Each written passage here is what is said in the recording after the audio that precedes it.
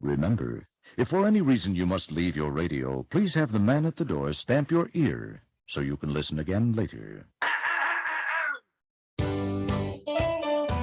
Saturday mornings, 8:30 Eastern. Dixie Football Nation is back and better than ever. We've got Tony Agolini, Matt Carr, Tones Areola, Bobby and Angelo, along with Mac McGee this fall. Dixie Football Nation heads to the gridiron, talking ACC, SEC, the Big Ten, and all the big games throughout the college football land. That's Dixie Football Nation, 8:30 Eastern, 7:30 Central, Saturday mornings on the Armchair Quarterback Show's YouTube channel, going live. Or catch the instant replay. Screen pass to Taysom Hill on the right side. He dodges Crushman, makes his way to the end zone. Touchdown! But wait a second. I think there's a flag on the play. All right, you guys got holding on number 97, right? Yeah, definitely holding. No touchdown. All right, make the call. Yeah, I mean, it was holding. So make the call. Or, we say the flag was for an excessive celebration so they can keep the touchdown and apply the penalty to the kickoff, huh? What do you say? What are you talking about? I didn't see excessive celebration. You sure? Could have sworn I saw a little nay-nay going on. What's going on with you, man? All right, look, guys, I got to be real with you. Taysom DeAndre just scored that touchdown, okay? I have him on my fantasy team this week. I need these points. Are you kidding me? No, I'm not kidding you, Bill. I'm playing against my father-in-law this week, and if he doesn't score this touchdown, I lose. Well, I'm not going to let you make a bad call because you're in some fantasy football league. Make the call. Craig, no. If you make one bad call... This works out perfectly, Bill. I started the quarterback who threw the touchdown pass. We're going to have to ignore the holding call. I have the kicker, and I was kind of hoping that he wouldn't convert on third down, so he'd have to kick the field goal. Armchair.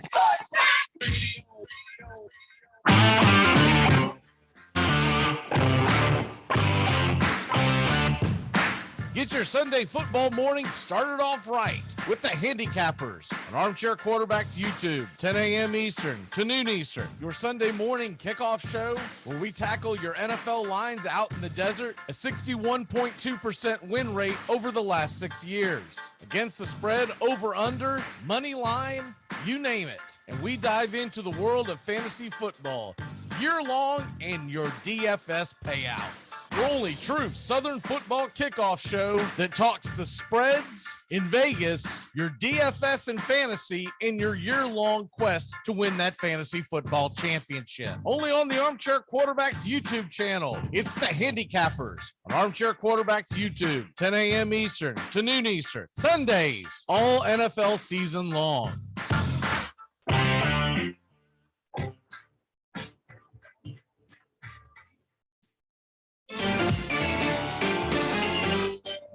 Armchair Quarterbacks on YouTube Live, covering the AFC South and NFC South along with the rest of the NFL. Subscribe and like us today. Your first choice for sports talk live from the First Coast.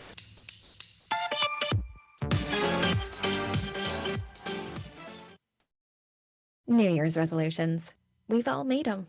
Mine is the same every year.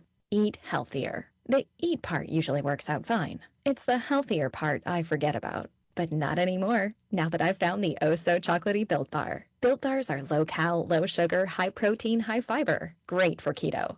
Lose or maintain weight while indulging in a yummy treat. At 130 calories, you'll feel like making a resolution every day. Try all 18 amazing flavors. Get yours at BuiltBar.com.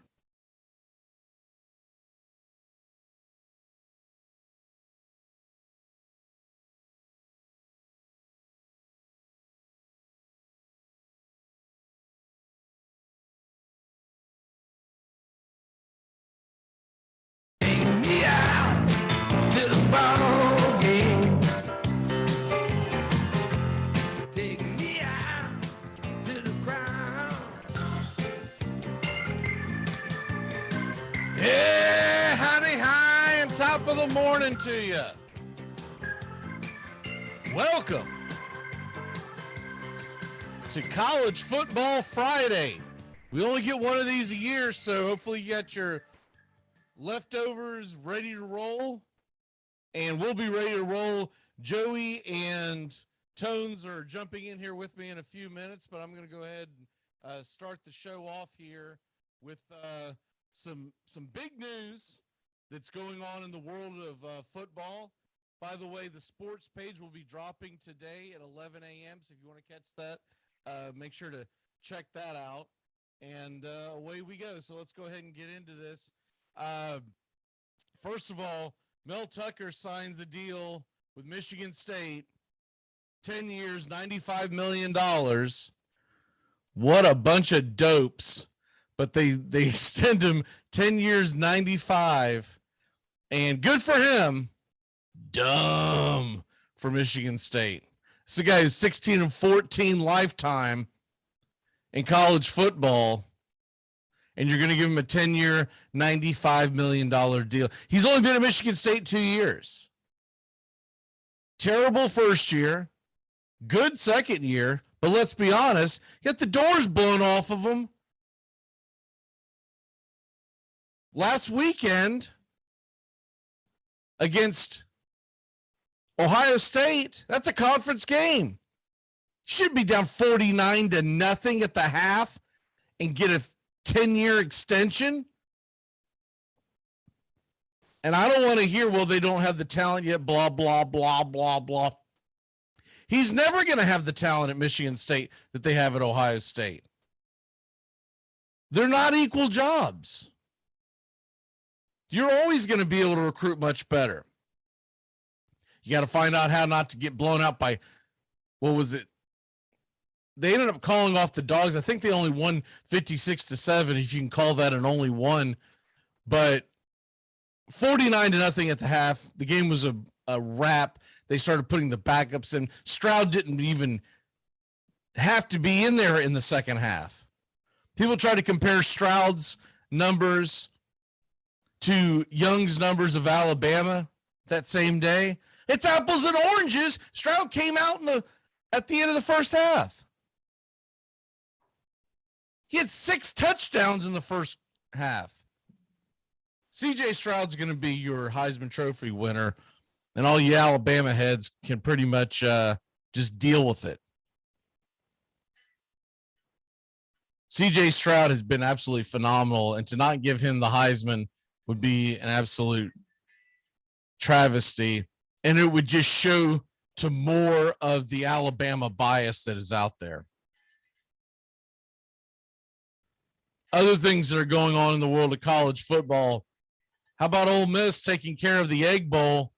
Could not believe that they went in there as an underdog. As I stated earlier in the week, I liked Ole Miss in the game, and Ole Miss ended up winning outright. I get that Mississippi State had a pretty good year. Mississippi State finishes the regular season at 7-5. Ole Miss is now 10-2.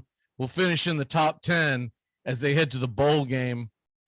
You almost have to put them as separate seasons nowadays, because you can't look at the bowl season and count it with the regular season, because in all likelihood, most of your big time players are not going to play. They're just absolutely not going to play in the bowl game.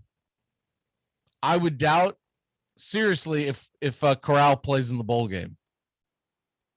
There's just not much of a chance of it. And so with all that being said, you like what they're doing in Oxford.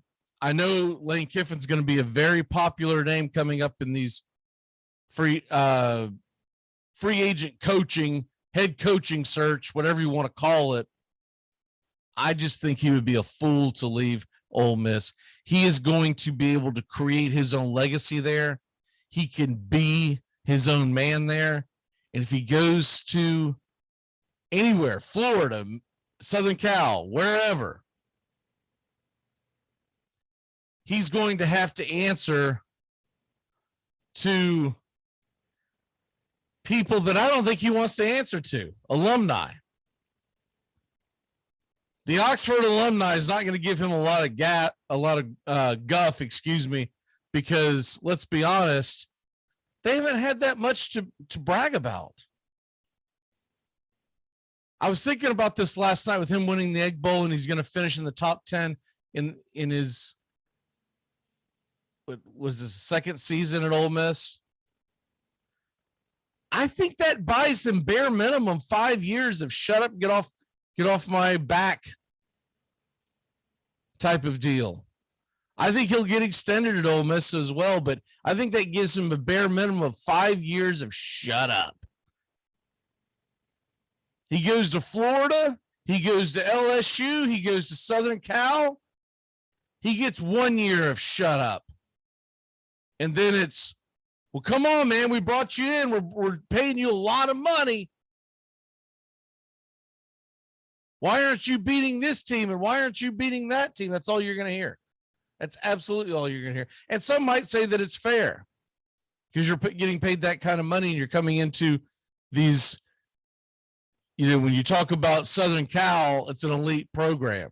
Talk about LSU, I think they're just a tick below.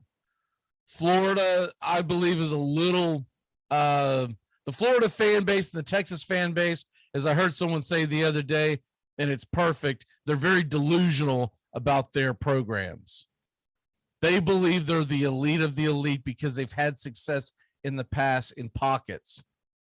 But when it's all said and done, at best, on firing on all cylinders, at best, Florida is LSU.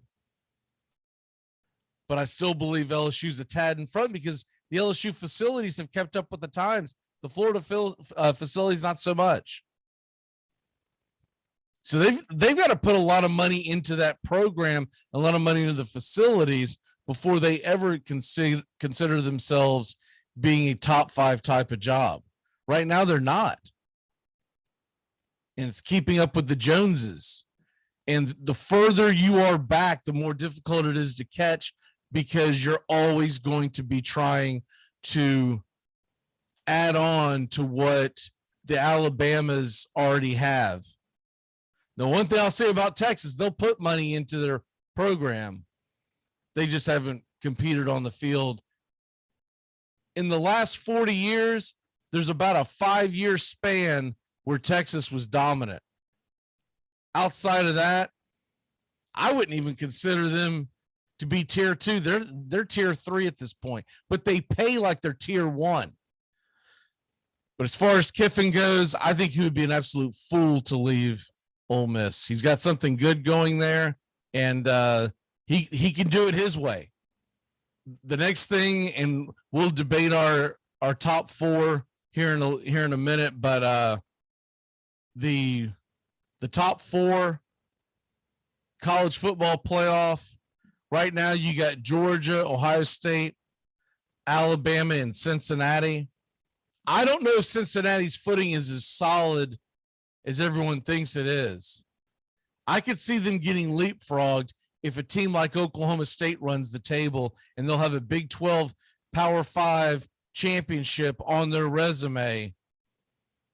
Put it to you this way, Cincinnati fans, not only do you need to win your games, you need to become Oklahoma Sooner fans this weekend in Bedlam.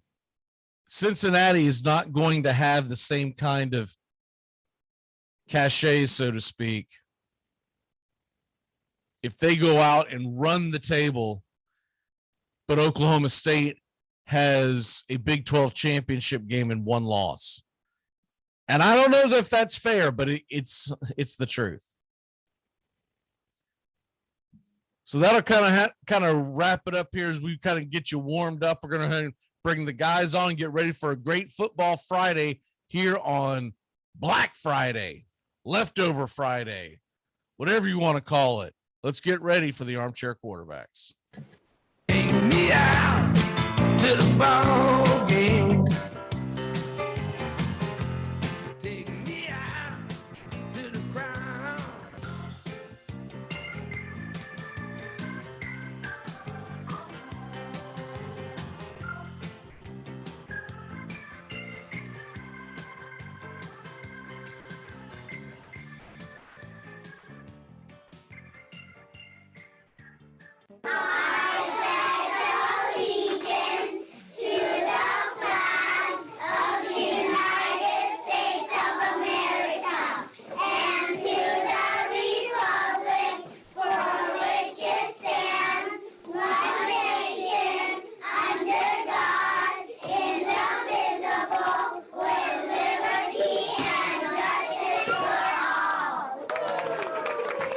I think we officially reached patio fridge season here in the Midwest. Finally cold enough to just set your beer outside, grab a cold one, and let nature do its thing. On this day, 55 years ago, Polk High All-City fullback Al Bundy scored 4 touchdowns, including the game winner from 75 yards out to lead the Panthers to the 1966 City Championship over Andrew Johnson High. Don't forget history, folks. Armchair.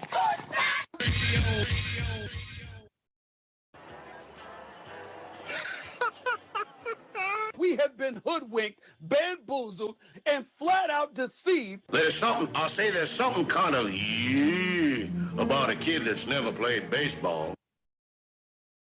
But what the hell, boy? Make sure to listen to the Armchair Quarterbacks. Good enough for us down here in the bayou. Go Tigers and the Armchair Quarterbacks.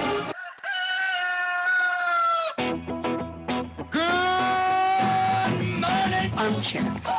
YouTube Live. CBS Sports Radio Station.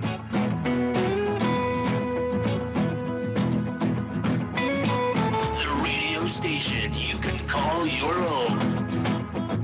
Do you know what listeners like about our station? It's everything. I like everything. It's always on my radio.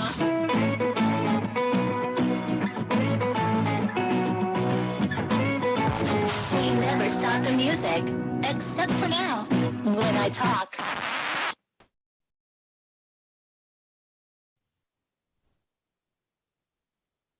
Good morning. It's time to wake up, y'all. You're listening to the Armchair Quarterback Show. We're here weekdays on CBS Radio, YouTube Live, the Armchair Quarterback Show, your first choice for Southern sports talk. Good morning, Mr. Joey Areola. Good morning, Mac. I don't know much, but I know one thing. I'm still full from yesterday, and man, watching Trevor Siemian and the Saints was hard. Laid my money in the wrong place. I'm Matt McGee, and I don't know much, but I know one thing. I didn't watch that crap. I watched the Egg Bowl. Had a much better time. I had Ole Miss +9 on a teaser, so I was in heaven. Actually, I was asleep. That turkey just knocked me the hell out. Armchair. Community Access Channel. He's the armchair quarterback. He's full of beer and he's full of snacks. The all-American man with a groove in his head. Howdy, hi, and top of the morning to you. Welcome to the Armchair Quarterback Radio Show. Mac McGee, Joey Areola. We've got a special treat. We got Tampa Tones with us this morning. Tones, how the hell are you, my man? Great to be with you fellas on a Friday. We had some football yesterday, a lot of football today, some tomorrow. It's just a weekend full of football and food, man. I'm still stuffed, but I'm ready to dissect these rivalry games we got on tap. Yeah, we've got so we've got Dixie Football Nation tomorrow, so we'll probably punt most of the actual Saturday action until tomorrow. So we'll probably honestly be doing is focusing on the games. There's a lot of games on today. Some of important, some of them just of importance if you're putting money on them. But we're going to talk about all of them. Before we get into that, though, I do want to start off with reactions to yesterday's games. Look, the first 2 games were phenomenal. The last one was a dud in the NFL. And then if you watch the Fresno State, San Jose State college football game yesterday, get some help. You probably need to get into counseling. There's probably I don't know how long sports betting has been alive and well in your area, but it's just not a good sign. It's just really not a good sign. But I had it on at one point, like on in the background. I was like, and it was a blowout. I don't even remember who was blowing who out. I was like, man, I can't even for the life of me figure out why I even have this on as a secondary game. And also I couldn't name you 3 starters on the damn field. I was like, man, this is garbage. Thankfully, I thought the best game of the day obviously was Cowboys versus Raiders, and the Cowboys lose another one. Joey, I'll start with you, but look, you got to start realizing, although I think Dallas is probably going to win that division, they're going to have a tough time down the stretch, and Philly is not necessarily going away. What say you? No, you're absolutely right. And talk about two opposite storylines. I thought the Eagles, even though they started okay, I thought eventually they would just tail off and that would be the end of that. That's not happening as they're getting hot. And then Dallas, man, for last week it was the offense who didn't show up to the table. This week it's the defense that didn't show up to the table. They let up 36 points to a Raiders team that was in a downward spiral. I thought that would have been the easiest lock by far yesterday. So if I'm Dallas, I'm not overly concerned, obviously, too much with the division. You got to worry about Eagles a little bit. But if they don't start playing good football, this team won't win a playoff game, as they usually don't since the 2000s come near January. So they better pick it up soon because they're not playing good football on either side of the ball when it's needed most. Tones, what say you on the NFC East? Are you still pretty confident that the Cowboys are going to run away and hide eventually, or is this looking like a team? Are you going to say that it's just because of the injuries, because of CeeDee Lamb and, the fact that they didn't have all their weapons on offense, or is this a real concern? Because honestly, the Raiders have been playing like crap and they went into Dallas and couldn't be stopped. What say you, Tones? Yeah, the NFL's been wild this year, especially of late, with games that you think will go one way and they end up going the other way. I think that is a good point you make for sure. Without the wide receivers, you had Amari Cooper out with COVID for a second straight game. You had CeeDee Lamb go down. And the way that Dallas offense operates, those are two big losses, although Cedric Wilson stepped in and played well yesterday. They still got a 2.5 game lead, or a 2-game lead at this point now. It was 2.5 going into yesterday, but they got a 2-game lead on the Eagles right now. Eagles are playing tremendous football, and I do think the Eagles end up in the playoffs. I think it's actually because of the wild card route, though. I do not think they win the East. I think they're going to beat up on Washington and the Giants, although Washington's been playing a little better. Dallas, with that 2-game lead, they're lucky they got off to that good of a start. I don't think they'll ever have the division locked away this season. I think they're going to have to scrap and claw their whole way, and they can't let Philly just sneak in the rearview mirror. I still like Dallas's chances, but another interesting fact, that's 9 straight Thanksgiving games that the road team has won as well. So the Raiders have been playing really bad, but it's something about Thanksgiving magic, and home field advantage is kind of going out the window as we see it. So the Cowboys, I like them to win that division, but I don't like them to run away with it like we all once thought. Yeah, so I've got a friendly little bet with Matt Carr on the Cowboys season. He grew up a Cowboys fan. Now I think he's become more of a Titans fan, but still follows the Cowboys. And he told me that the Cowboys would get to 12 wins, and I told him they wouldn't. And we made this bet. We didn't make this big bet at the beginning of the season. We made this bet about a month ago, and it's starting to look good for me. I can tell you that right now, because now we've got the Cowboys at 7-4. For them to get to 12 wins, they're going to have to go, 5-1 down the stretch? Ooh. And they have 3 road games in a row right now coming up. So there you go. What did we learn? Don't ever argue with me when it comes to sports. Pockets are a little deeper. I will say one of them, not much. When I say friendly, it's a really friendly bet. I don't know if you can buy a pack of smokes nowadays. With that being said, so they've got 2-3 road games in a row, but they're all garbage teams. The Saints look absolutely atrocious. Who knew taking Jameis Winston away was going to make this team they're offensively inept. They can't do anything. There was literally some plays where Trevor Siemian would make me just turn off. I would go to the Egg Bowl pretty quickly because those throws were just trash. I didn't watch much of it, but every time that I flipped over there, it looked terrible. Let me ask you this. Did the Swiss Army knife get in there and play quarterback at all?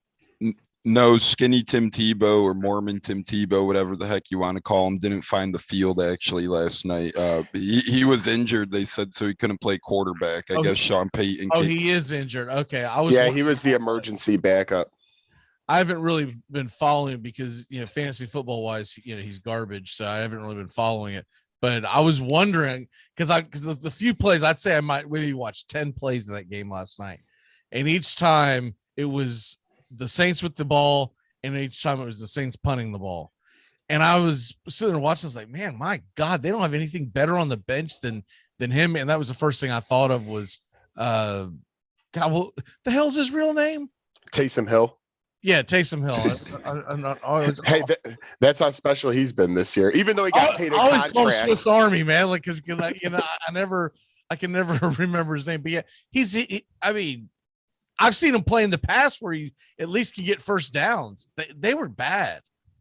I checked the stats because in a couple of leagues I had to start Jones as a running back, and my God, I was looking at the running line, and I think at the half, if they had positive yards rushing, it wasn't by much. I was like, what the hell are they doing? This is Sean Payton. That tells you how bad Trevor Siemian is. Why don't they, to me, and if I'm the Saints, I know I just paid Taysom Hill, but last year they took Tommy Stevens, quarterback, in the late round. They ended up releasing him. This year they took Ian Book in the mid rounds. Why don't you try one of these young rookie quarterbacks to draft instead of just releasing him eventually? Not saying Book's going to be the man, but Simeon's lost 4 in a row at this point. Yeah, let's put that question to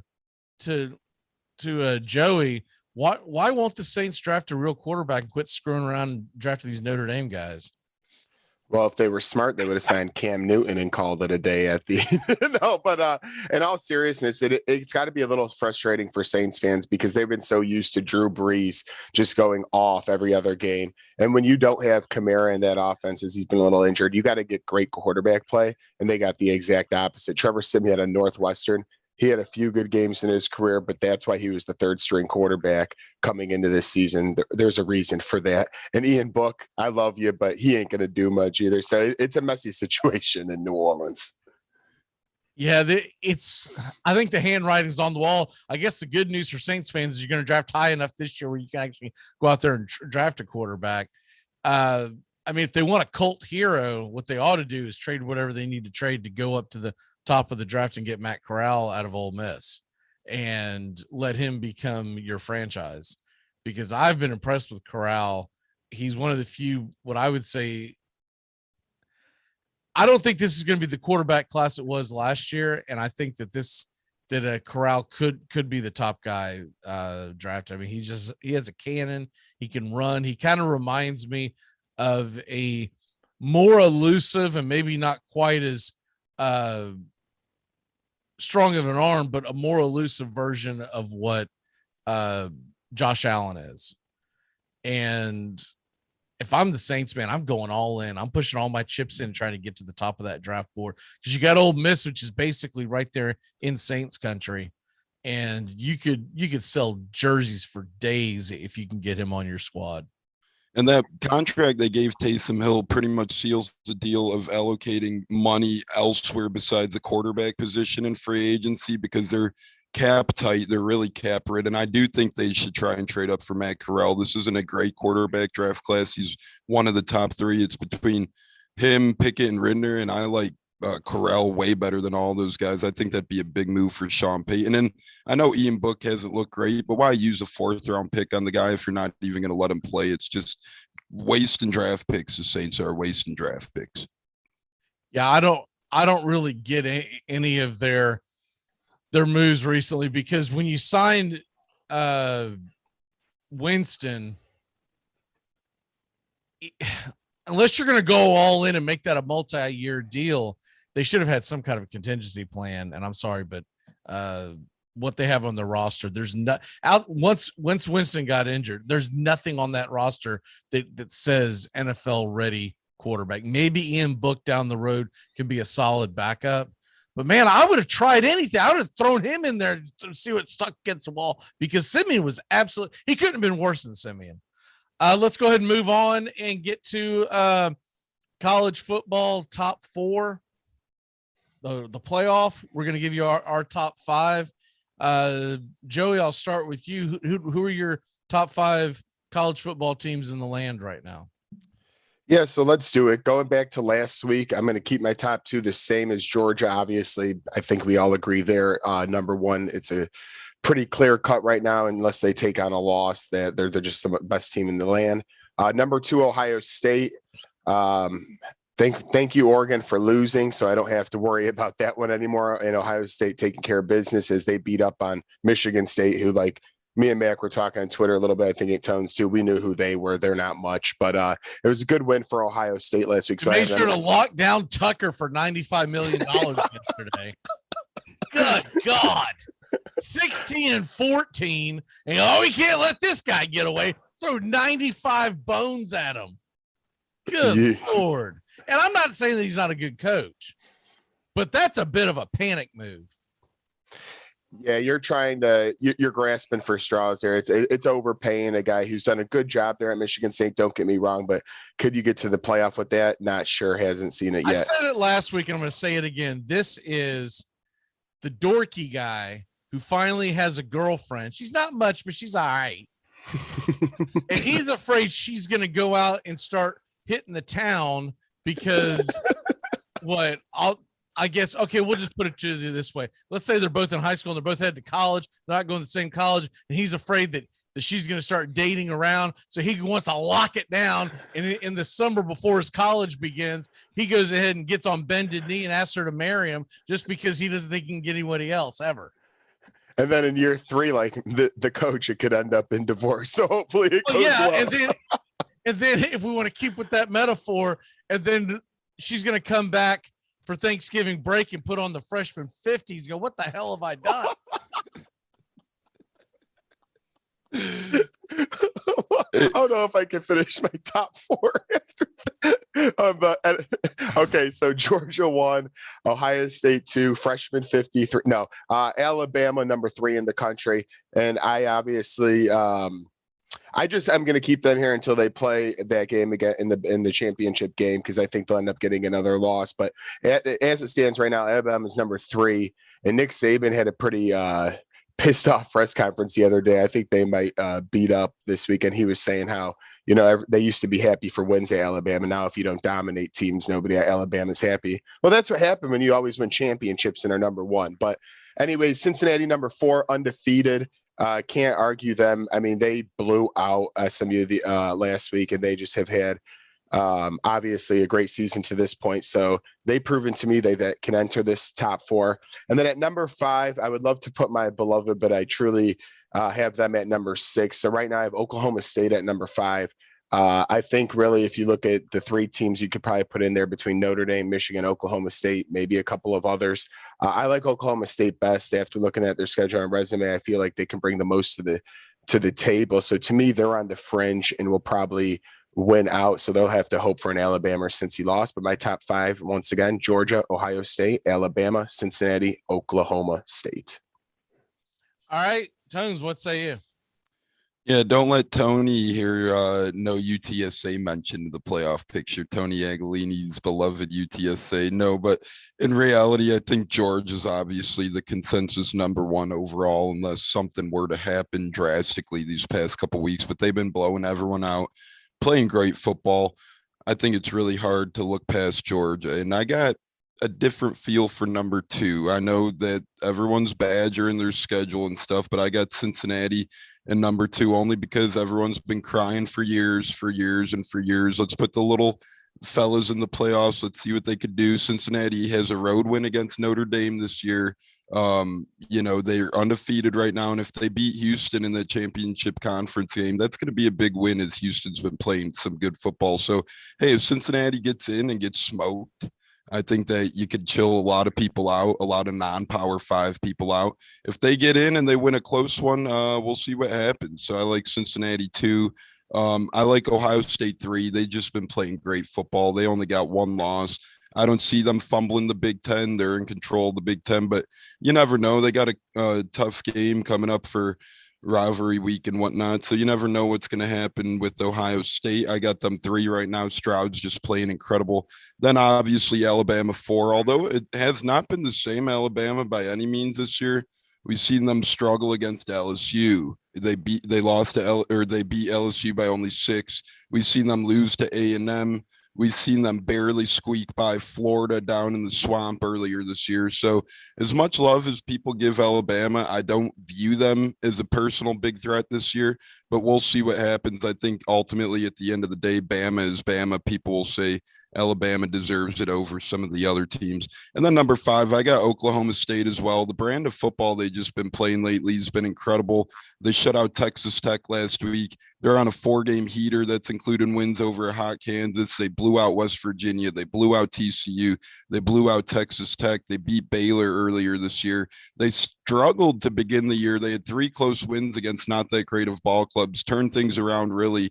And Gundy's got this run game and defense playing tremendous. To me, if they beat Oklahoma tomorrow, they have a really good chance at putting themselves past Michigan and Notre Dame in terms of standings. So that's my top 5. I'm going with the unique one, or number 2 in Cincy, 3 Ohio State, 4 Alabama, 5 Oklahoma State, and number 1 is obviously the big dog, Georgia. All right, I'm going to go ahead and make mine pretty simple. 1 and 4 are going to play each other next weekend. I'm going to make it Alabama and Georgia, because the way I look at it is, if Alabama wins, they're going to be in the playoff. If they lose, get them out of here. Number 2 and 3, I'm going to make it Ohio State and Michigan. They play tomorrow. One of them is getting eliminated by 4 p.m. Eastern tomorrow afternoon. I believe it's going to be Ohio State. I'm a little shocked that the line isn't bigger, but the simple fact of the matter that Michigan's at home gives them a puncher's chance. If Michigan wins, they get into the playoffs, and Ohio State, get them out of here, because that would give them 2 losses. My number 5 team, I'm going to have to go right now with Cincinnati, but they could get leapfrogged by Oklahoma State, because if Oklahoma State runs the table, wins the Big 12, though I don't agree with it, Cincinnati could get left out of it. Because if you end up with, let's play devil's advocate and say worst case scenario for Cincinnati, Alabama beats Georgia, that would be a death nail to Cincinnati, because you get 2 teams from the SEC. You're going to get a team from the Big Ten, and there's a good chance that you're going to get Oklahoma State in there if they run the table. So if you're a Cincinnati fan, or if you're just I want to see the apple cart upset fan, you've become a big Oklahoma Sooner fan this weekend to get them out of the way. And honestly, I don't think anyone else has much of an argument, unless mayhem happens, and then I could put Notre Dame in there, because Notre Dame had the loss to Cincinnati, but they've played pretty damn good football all year long. I don't get why, real quick before we let Joey talk about Notre Dame, I don't get why Notre Dame doesn't play like a BYU or another non-conference team in this championship weekend next week. If they beat BYU that last game, BYU is always a top 25 ranked team. That could perhaps build their resume a little bit on top of what they do. Well, the problem is you can only have 12 games scheduled for them.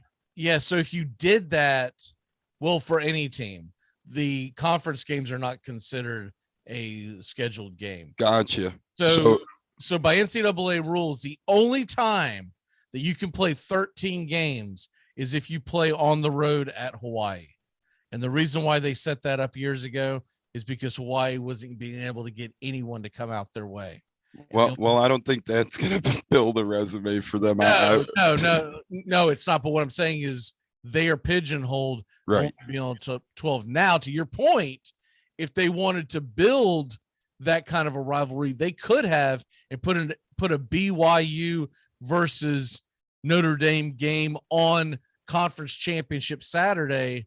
And to your point, if they were playing BYU next weekend, that would help the resume immensely. But that's what's going to kill Notre Dame, is not having. And of course, BYU's going into, what conference are they going into? The Big 12. Okay, it was the Big 12. So that's going to go by the wayside anyways. But that Notre Dame's always going to get screwed until they realize that they need to be in a conference. And for years it didn't matter, but now it matters big time, and it's always going to hurt them. But one thing I will say at the same time, because me and my brother were talking about this a little bit yesterday, having some fun with it. They've made the playoff a decent amount. I mean, besides Alabama and probably Clemson, they probably made the playoffs more times than most teams. So they still find a way to get in there. I just think this season with Cincinnati, I mean, they're the C block and all of this. They unless Notre Dame would have won earlier in the year, they don't really have a chance to leapfrog. Like Max said, mayhem would have to happen this year for a Notre Dame playoff bid. Yeah, I just don't see. Well, the thing too is that Notre Dame's also been fortunate that there hasn't. First of all, for Notre Dame to go every time, they've had to go undefeated. So that's a different argument. But every time that they get a loss, they don't go. Fair. So to say you have to go undefeated and obviously play a decent schedule as well, that puts a lot on you. If you're in a conference and you're going to get that conference championship Saturday, you've got some wiggle room. You can lose a game in September or October and it doesn't kill you.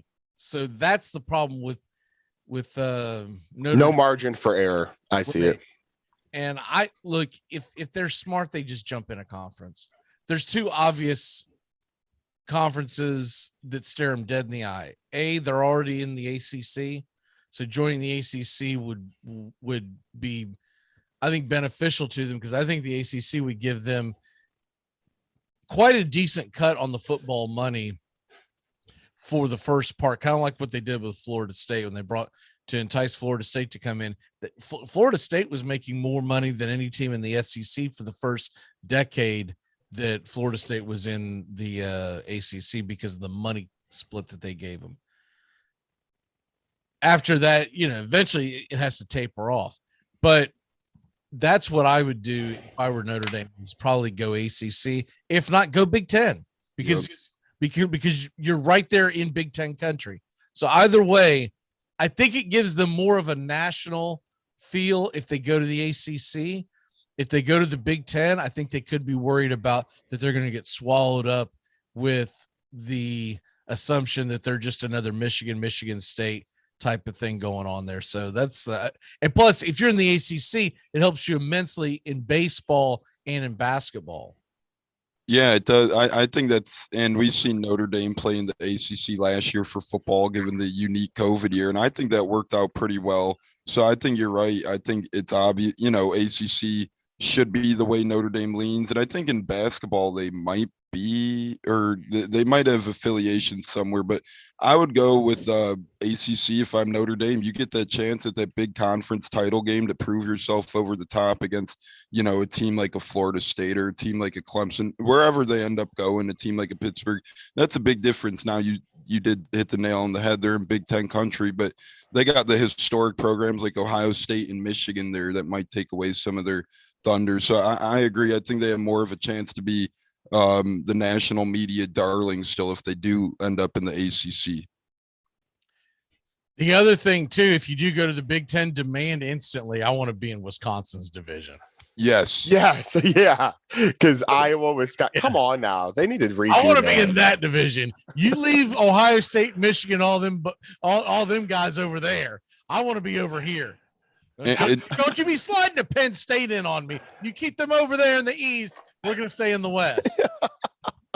It seems if they were to go to the ACC, I think they'd fit better in the Coastal probably too, because you got Florida State and Clemson up top who are. I think the ACC, but even if they don't add anybody, they need to reshape their divisions. But if they brought in a Notre Dame, they would probably bring in a second team to make it even. You got to reshape the divisions. I agree with that. I think them and the Big Ten could both do a little teeter-totter in there. Put Florida State, Clemson, and Notre Dame all in the same division.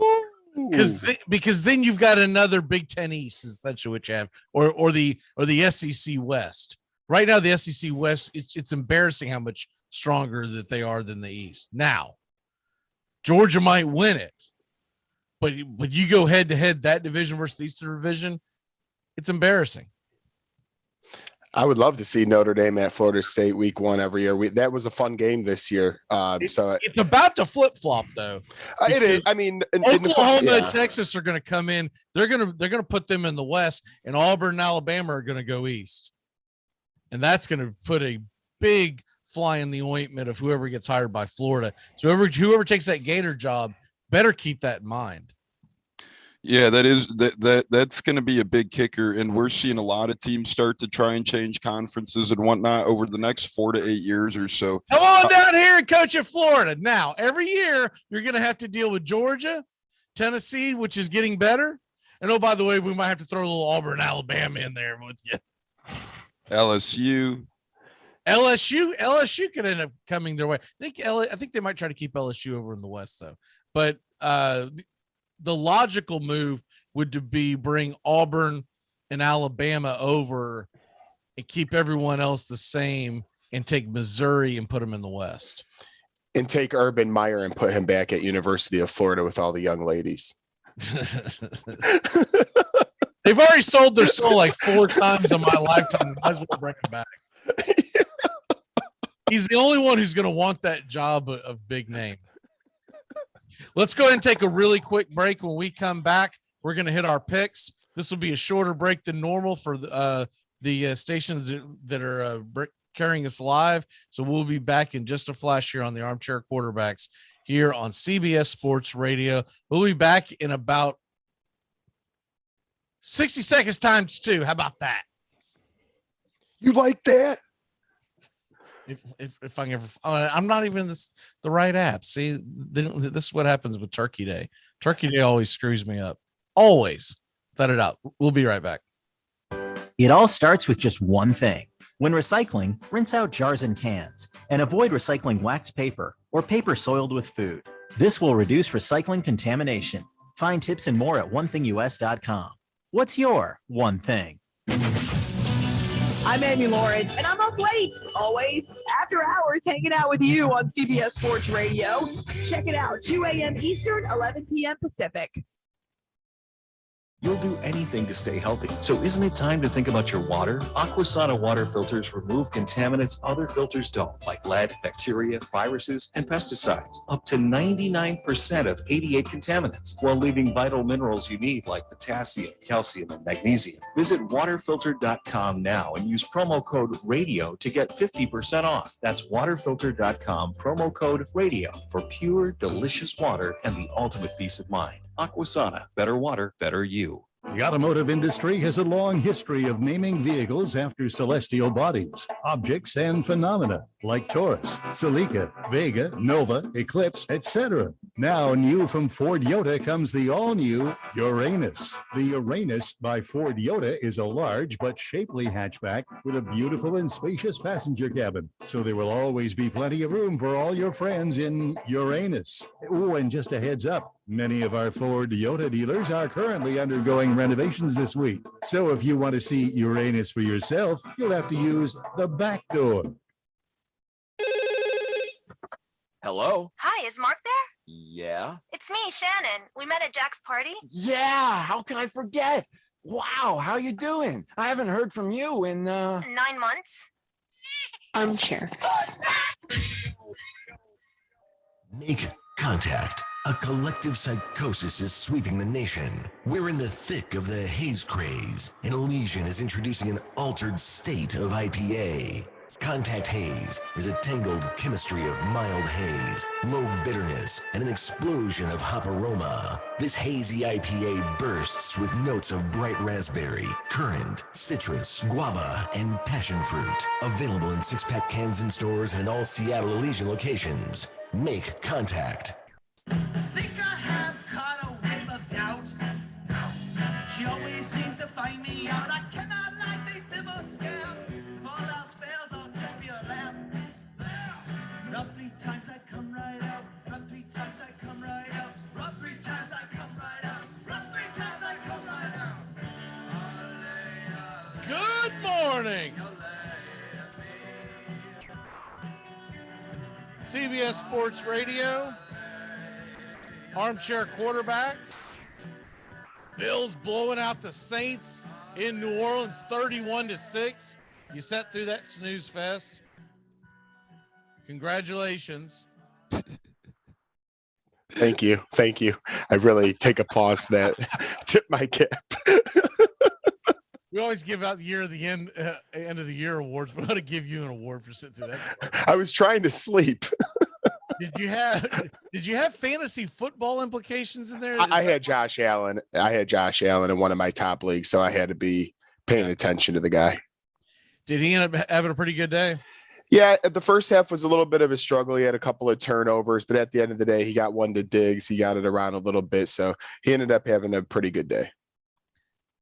Yeah, I'm looking at Jones's stats. What a disaster. I didn't have a lot of options though in a couple of leagues. And I just had to throw him into what is essentially a second flex. And I was like, oh, here we go. And I was hoping something would stick up against the wall. I thought he'd get more involved in the receiving game. I don't see his name on it. It doesn't look like he caught a pass, but I thought I saw at half that he had caught a pass, but maybe I was looking at rushing stats when I saw that. So whatever the hell I'm looking at here, I don't see him here on the ESPN box score. So evidently he didn't catch a pass. So I don't know what the hell happened, but anyways, I digress. We move on. Real quick before we get into our picks, because we've got a whole lot of picks to get into in a little bit of time. Wanted y'all to rank your top 3 college football rivalries that take place on rivalry weekend. So the caveat is that it has to take place on this weekend. You can't, for instance, say Florida State, Miami, because obviously that's always played like in October or whatever. Florida, Georgia, those are great rivalries, but you don't throw them in there. Tones, give me your top 3 college football rivalries. All righty, this was fun compiling this list, and as you get older, you appreciate rivalry weekend more as a college football fan. Number 3, I'm going with the war on I-4, and this one might be coming to an end sooner than later. I'm going USF against UCF. This one's been every sport rivalry since the early 1900s. Now football got added in 2005. That's but in your top 3? UCF?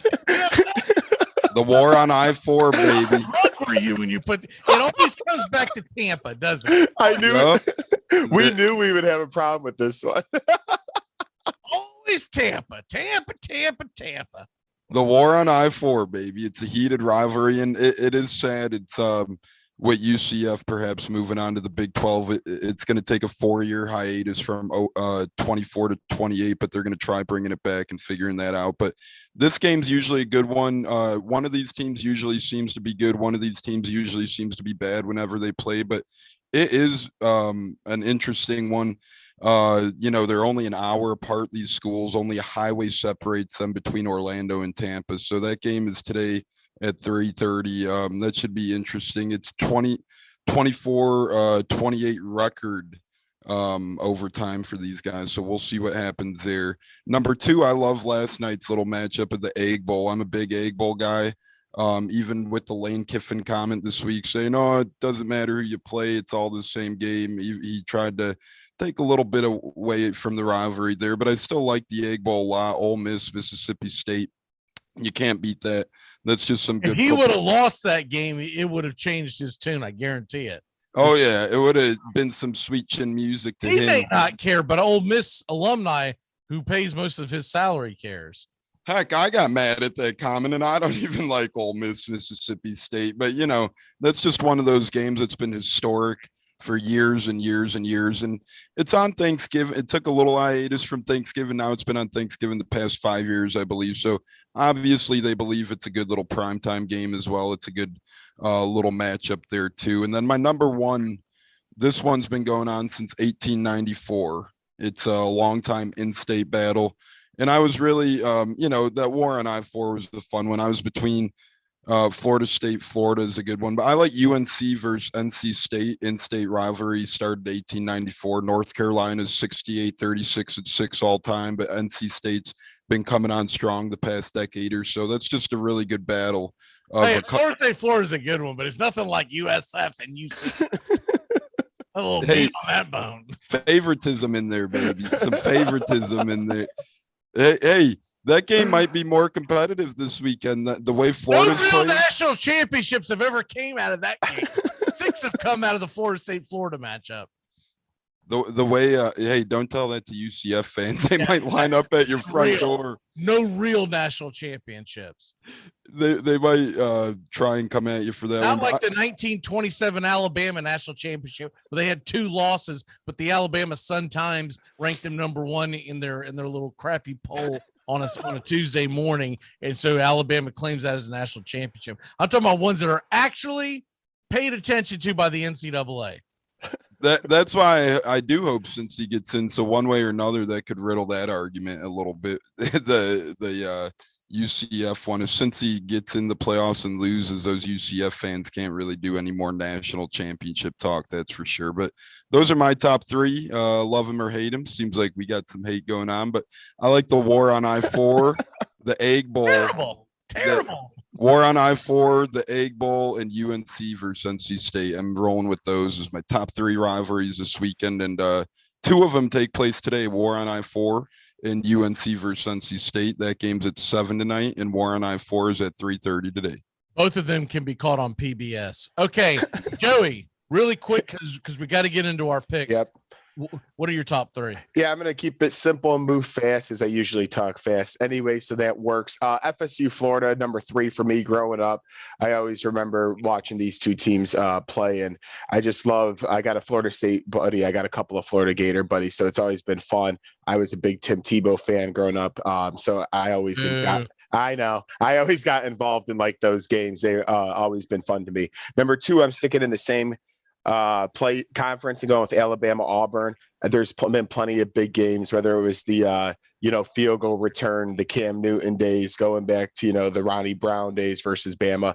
There's always been historic classic games there that I can remember in that 3:30 CBS slot. So that's number 2. And number 1, Ohio State, Michigan.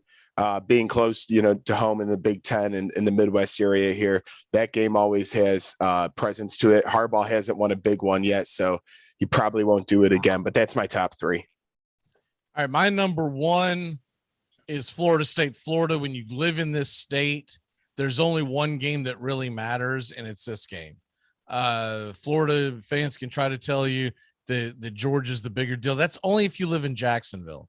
If you live in the state of Florida, the Florida State-Florida game is the big rivalry, and it is a hate rivalry. It's not like Miami, Florida State, which is more of a hate you on that weekend kind of rivalry.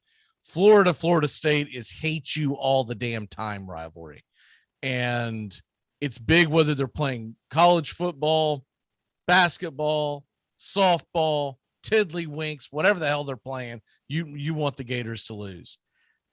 Number 2 is got to be the Iron Bowl.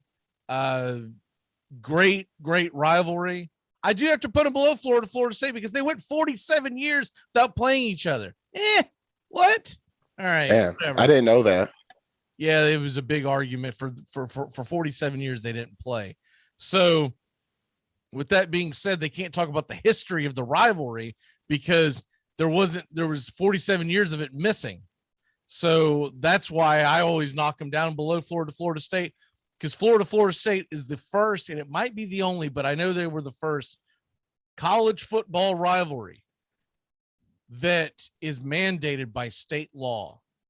If Florida and Florida State play intercollegiate athletics, they must meet on the field at least once a year. And that is mandated by state law. And obviously they didn't play last year because of the pandemic. It was a little different. So they kind of let everything go. But by state law, everything being equal, Florida State, Florida must play each other. And that was pushed through by Doak Campbell, who was a Florida grad, but saw that Florida would not play Florida State. And so he pushed it through. And that's why Doak Campbell is the name of the Florida State stadium, is because he pushed through to get he ended up getting a secondary degree at Florida State, but originally came from Florida, but he pushed through to make that rivalry real. And so Florida State won, Iron Bowl 2, and I want to put Ohio State, Michigan, but my problem with Ohio State, Michigan is it's not a rivalry when one team beats the hell out of the other team every single year. And it hasn't been a rivalry in 20 years. And from my perspective, I love the idea of it, but they've got to start winning. Michigan's got to start winning. So if I'm going to pick a third one that takes place on this weekend, give me the blood hate of South Carolina Clemson. It's infamous of the brawls that break out in the bonfire that take place tonight. These two teams hate each other. Now, Clemson has been a little lopsided over the last few years, but South Carolina looks like they're on their way back. I give South Carolina a puncher's chance of pulling that off tomorrow. That is a great rivalry, but Egg Bowl is right there with it. All right, let's go ahead and move on because we got to get to our picks, and let's go to our college football picks. Joey, give me your start. Give me your lock of the day for college football, or lock of the weekend. Yeah, my lock's going to stay today's game, actually, in the Big Ten, Iowa at Nebraska. Iowa's getting a point.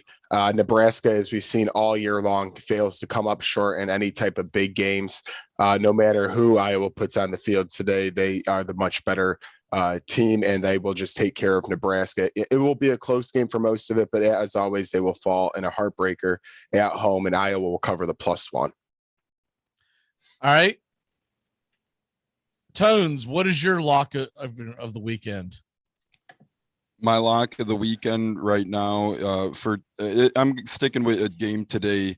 I'm going with Cincinnati laying the 14 points to East Carolina. I think Cincinnati needs some style points in their rearview mirror. And although East Carolina's been playing better football lately, I really think Cincinnati knows how much it has to win by and how much a point if it still has to prove after being in the media.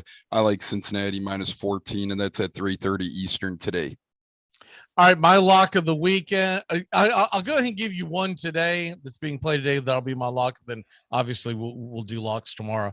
I'm going to go ahead and go with the North Carolina State Wolfpack giving up 6.5 points at home to North Carolina. Howell's not going to be playing, I don't believe. And NC State, look, NC State's just a better football team, and they should take this advantage. They have an opportunity to put their foot on North Carolina, and it doesn't happen often. That is a great rivalry, and they should be able to go in there and cover that spread. I think they probably win by double digits, but I'll take NC State. It's now back up to 6.5. It was down to 5.5 yesterday when I originally grabbed it. Joey, what say you on your second pick?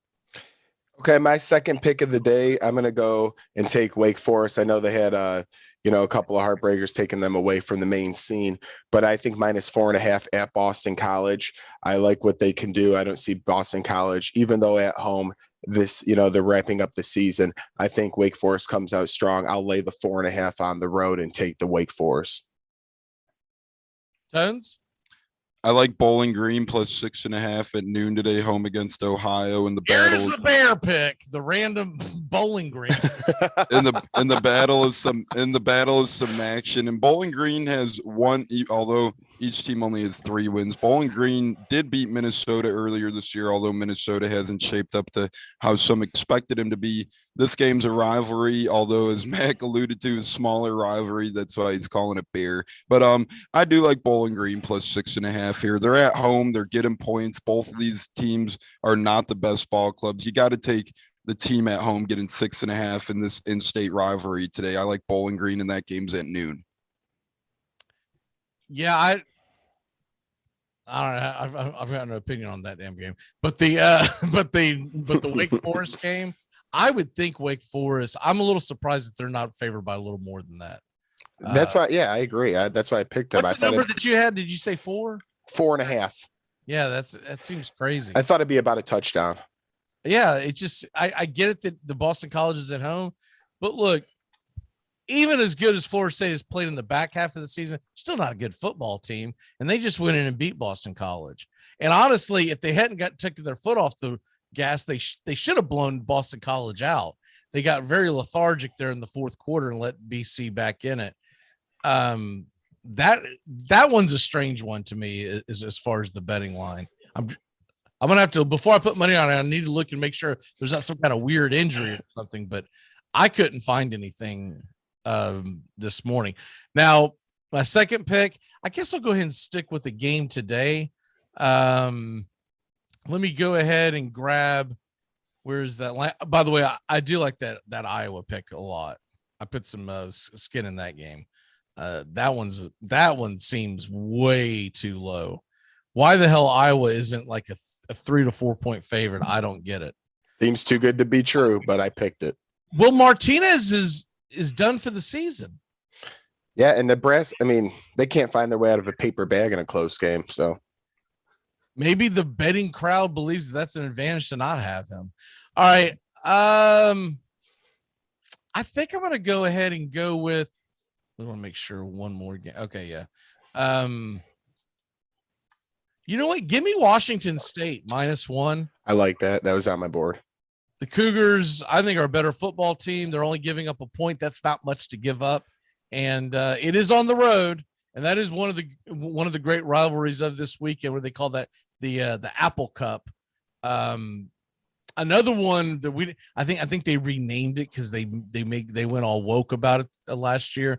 But the Civil War between Oregon and Oregon State, that's a blood-hate rivalry that a lot of people don't realize who don't live out west.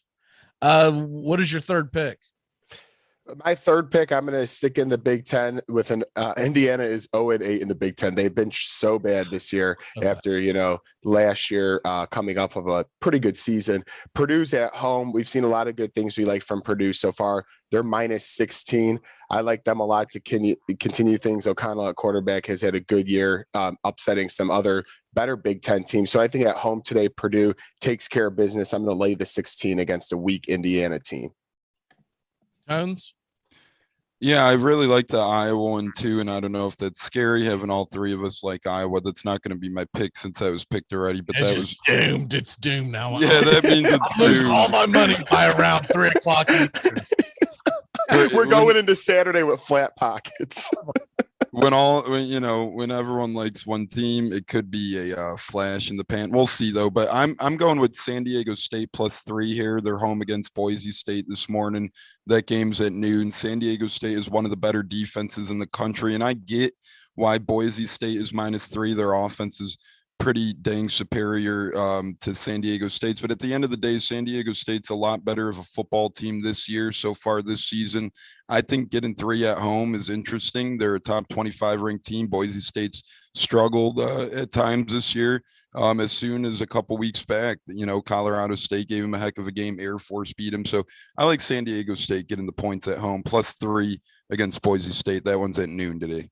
All right, my last one is going to be Cincinnati, the over. Their team total is 35.5. I think they clear that. Like it was mentioned earlier, they're going to need some style points, and they can't just be happy with winning 31-20. They're going to have to go out and put some numbers up, because they don't have many more times to impress.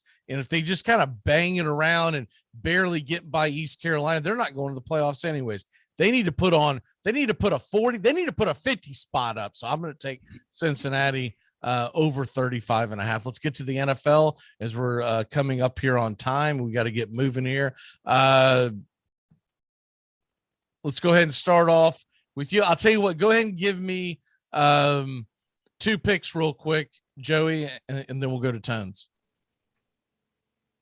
Okie dokie. I'm going to start here. Which one do I want to do?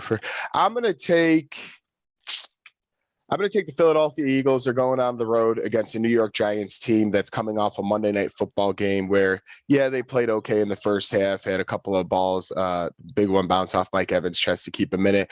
I don't see them doing much. The Eagles are on a high. I know it's the hook with 3.5, but I think the Eagles keep soaring, and actually getting to 6-6 under head coach Nick Sirianni would be very impressive. So I'm going to take the Eagles -3.5 at New York, as they just need that win much more, even though it's a division game.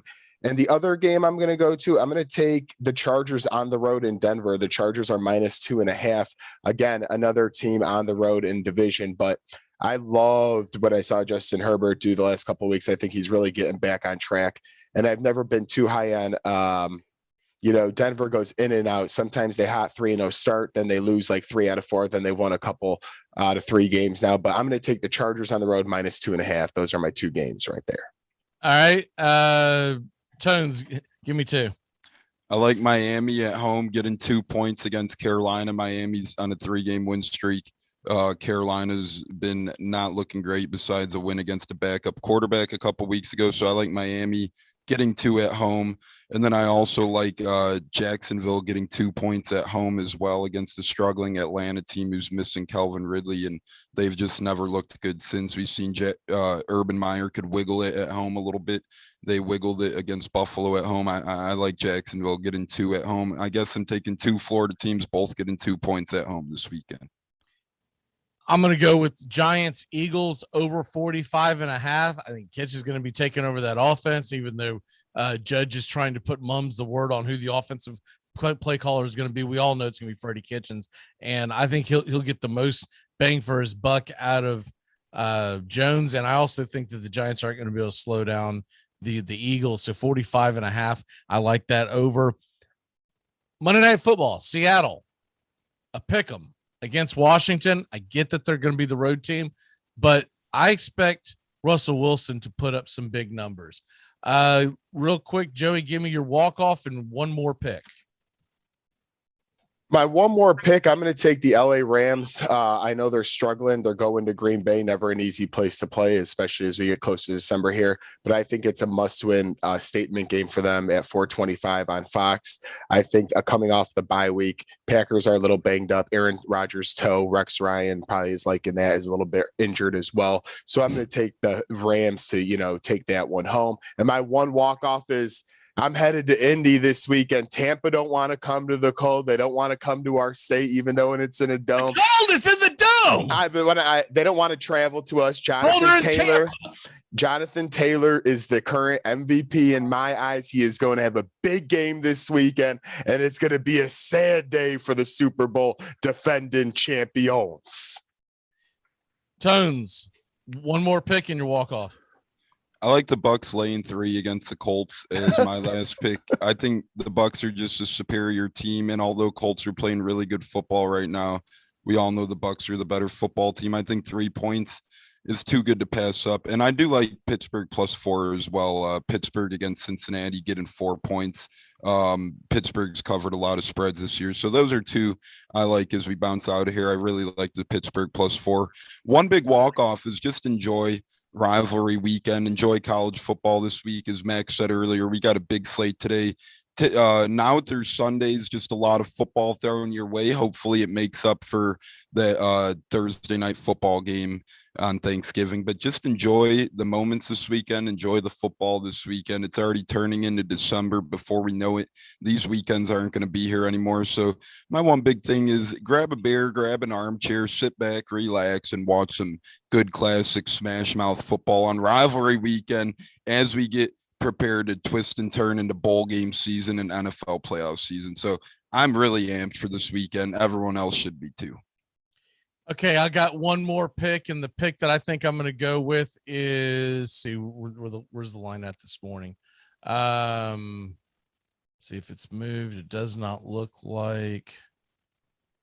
All right, so Carolina -2. I think the Panthers go in and beat Miami. Miami doesn't look very good. Carolina doesn't look very good. But I will say this, as bad as I believe Cam Newton is compared to what he used to be, still think he's better than Tua. So give me the edge of you've got more Newton and CMC on the same side of the offensive ball. That's advantage. And I believe the Carolina defense is a little better than the Miami defense. So give me Carolina -2. We don't have time for all the turnback times and walk-offs today. Turnback times and birthdays today. I do like to make sure that I at least give out the birthday wishes. So happy birthday. This is, happy 59th birthday. It doesn't seem real. To Chuck Finley. Oh, incredible pitcher for the California Angels. That's how long ago he played. California.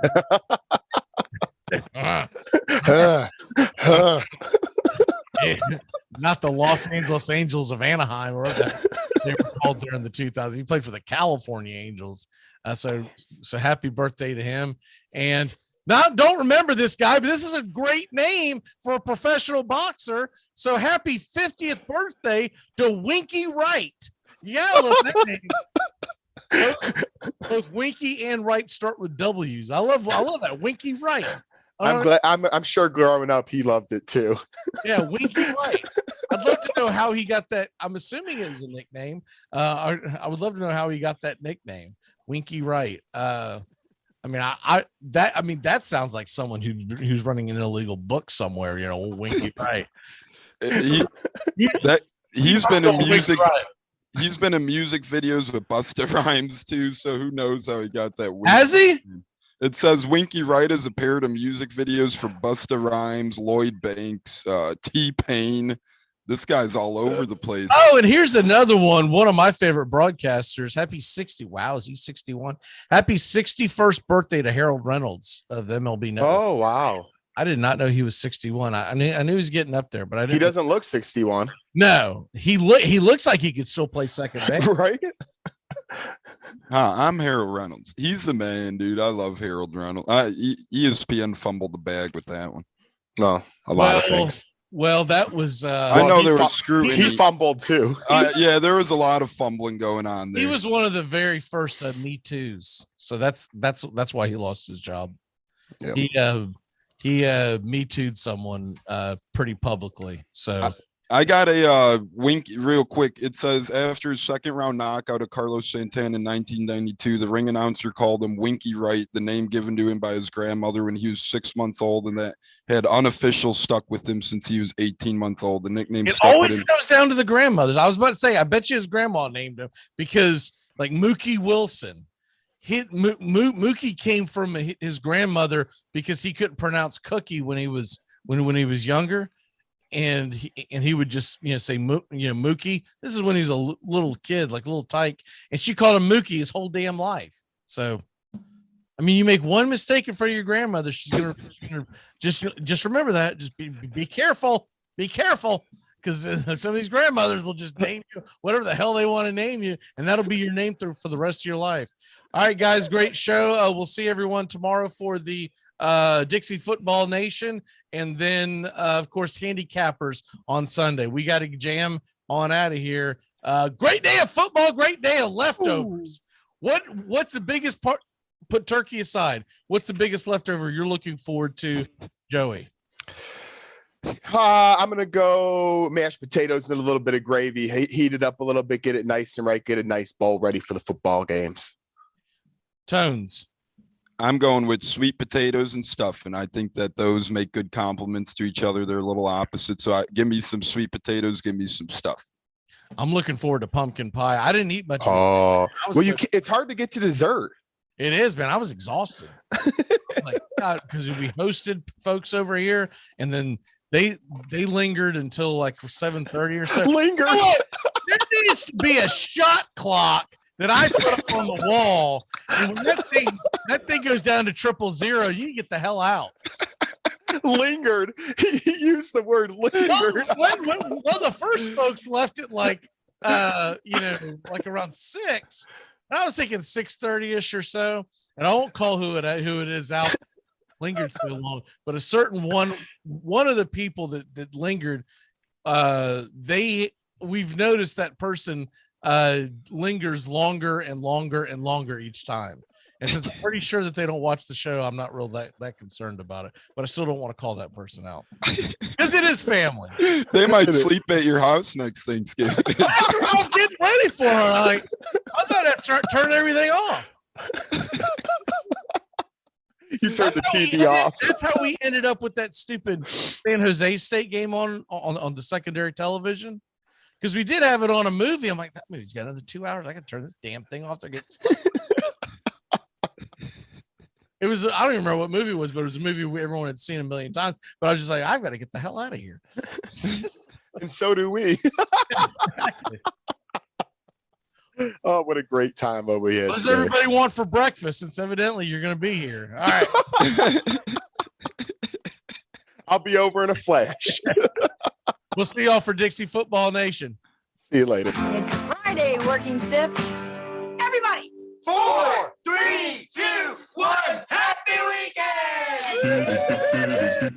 Goodbye, sweetheart. Well, it's time to go. We're back tomorrow with another show. Well, unless we're fired, we're tired. Goodbye, sweetheart. Goodbye. Goodbye. Guys and gals, it's time to go. We'll see you on the next show. Same bat time, same bat channel. Thanks for listening to the Armchair Quarterbacks on these CBS Sports affiliates and catching the show on YouTube Live. We're here weekdays. Find Armchair Quarterbacks on YouTube Live today. Please subscribe and share and take us everywhere you go. The Armchair Quarterbacks, your first choice for Southern sports talk, live from the First Coast. Can I get another cigarette, please? Can I get another cigarette, please? Yeah, I know.